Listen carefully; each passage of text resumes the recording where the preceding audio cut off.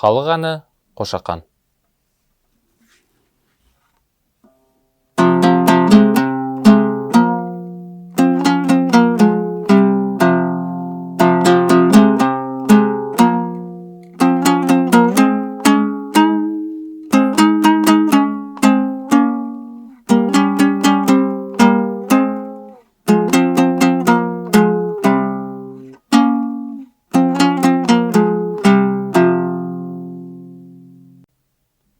Қошақан әні 7 бөлімнен тұрады. Соның бірінші бөлімнен бастап талдайық. Талдаймыз. Төмен жоғары қағыш жүреді, ашық шекте.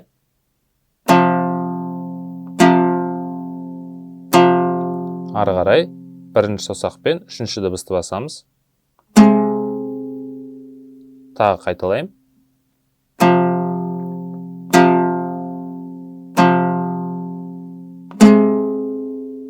Ары қарай талдаймыз. Төртінші саусақпен жетінші дыбысты басамыз. Бірінші саусақпен үшінші дыбыс. Ары қарай соңғы дыбыс. Бас пармақ және астыңғы шек бесінші дыбыс. Астыңғы шек бесінші дыбысты екінші саусақпен басамыз. Тағы көрсетемін.